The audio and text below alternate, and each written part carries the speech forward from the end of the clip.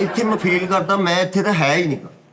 ਮੈਂ ਨਾ ਬਾਹਰ ਕੰਟਰੀ ਕਿਸੇ ਗੋਲੇ ਦਾ ਮੁੰਡਾ ਗ੍ਰੈਜੂਏਟ ਸੈਂਸ ਲੈਵਲ ਵਾਲੇ ਘਰ ਸੈਂਸ ਲੈਵਲ ਉਸਤਾਦ ਜੀ ਵਾਕਈ ਹੋਰ ਗੋਲੇ ਦਾ ਇੱਥੇ ਦਾ ਨਹੀਂ ਹੈ। ਕੀ ਸ਼ਿਕਾਇਤ ਕੀ ਤੈਨੂੰ ਇੱਥੇ ਦੇ ਕਿਸੇ ਬੰਦਿਆਂ ਨਾਲ ਸ਼ਿਕਾਇਤ? ਹਾਂਜੀ ਸ਼ਿਕਾਇਤ ਦੇ 30 ਸਾਲਾਂ 'ਚ ਲੋਕ ਮੈਨੂੰ ਸਮਝ ਹੀ ਨਹੀਂ ਪਾਏ। ਜੀ ਇਹ ਵੱਡੇ ਲੋਕ ਗੱਲ ਕਰਦੇ ਹੁੰਦੇ ਨੇ ਜਿਵੇਂ ਮਹਿੰਦੀ ਹਸਨ ਸਾਹਿਬ ਸਨ। ਇਹਨਾਂ ਕੋਲ ਤਸਵੀਰ ਹੀ ਨਹੀਂ ਦੇਖੀ ਜਾਂਦੀ ਉਹ ਵਾਲੀ। ਦੱਸੋ ਜਿਹੜੀ ਅਸੀਂ ਬਣਾ ਰਹੇ। ਓਏ ਓਏ ਓਏ ਓਏ ਛੱਤ ਤੋਂ ਆਇਆ। ਤਾਂ ਜੀ ਕਿਸੇ ਹੋਰ ਕੰਟਰੀ 'ਚ ਜਾ ਕੇ ਨਾ ਮੈਂ ਜੋਬਲੈਸ ਹੋਣਾ ਉਹ ਵੱਡੇ ਵੱਡੇ ਜਿਹੜੇ ਸਕਾਲਰ ਹਾਂਜੀ ਕਾਰ ਇਹਨਾਂ ਦੇ ਵਿੱਚ ਮੇਰਾ ਨਾਮ ਹੋਵੇ ਇਹਨਾਂ ਦੇ ਵਿੱਚ।